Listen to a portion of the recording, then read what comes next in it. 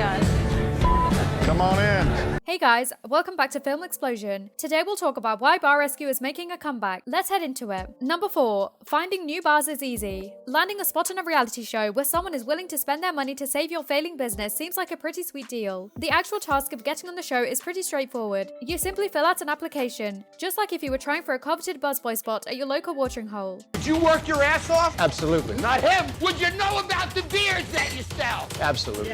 Of course, that's just one way. Bar Rescue has another method, by narrowing down geographical areas. The show producers will sometimes do an open call in certain cities or geographical areas looking for distressed bars. Other times, they'll do all the legwork themselves and call bars to see if they're interested in appearing on the show. Number 3. Bar Rescue's John Taffer has ties to the NFL Sunday Ticket. Bar Rescue's John Taffer ran a very successful sports bar. That, you can say, is the first time where his expertise came into play. Executives with Comsat approached Taffer about an idea they had. Would out-of-market NFL games play well in sports bars? Taffer dove into the project and wrote up a market analysis on how much bars could afford to pay to carry non-local NFL games and what the impact would be on their business. And thus, the predecessor of NFL Sunday Ticket was born. What's in that? Whipped cream. Okay. Oh, yeah. There's whipped cream in that? Yeah, there's Oh, whipped I cream. can't wait to see this. Do we not have any whipped cream?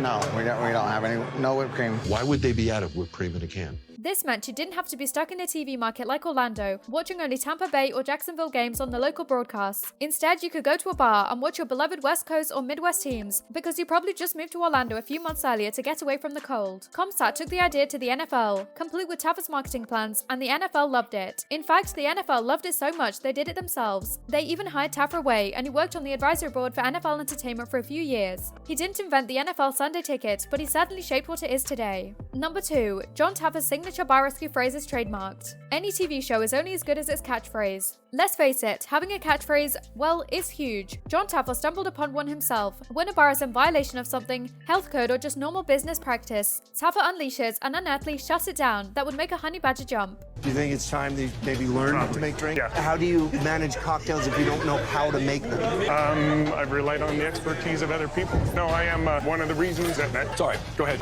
There's no expertise. This drink sucks. It's my problem. Given it's become a catchphrase, Taffer did the smart thing. Shut It Down is trademarked.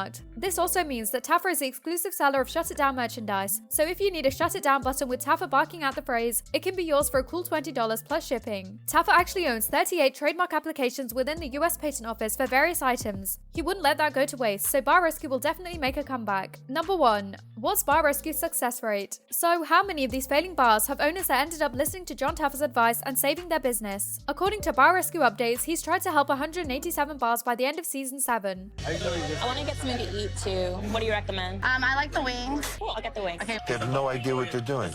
Of those, 94 stayed open, 83 closed, and 10 had gone up for sale. That's not terrible. And when Bro Bible asked him about his failures, he said that he really doesn't mind when one of the bars he tries to save ultimately fails. He put it like this: can I be cocky for a second? If I hit a home run 80% of the time and you want to talk about the 20 times I missed swinging the bat, I'm okay with that. But I hit 80% of the time, so I have no embarrassment. And here's the interesting thing: even after Taffer leaves, he still keeps an eye on how the bars are doing. All the cash registers he installs in bars are connected to an app that pings his phone. He knows exactly well or how badly they're doing, and whether or not they're using the systems he put in place. But at the end of the day, he said he doesn't get upset about the failures. You're talking to a guy who buys and sells restaurants and bars with no connection to them. They don't live and breathe, they don't have blood, it's a business. This brings us to the end of our video. I hope you enjoyed it. Hit like if you did, and don't forget to subscribe to our channel so you don't miss out on any of our videos in the future. Also, watch the 2 videos that are on your screen because I'm sure you'll love them. With that, I'll see you in the next video.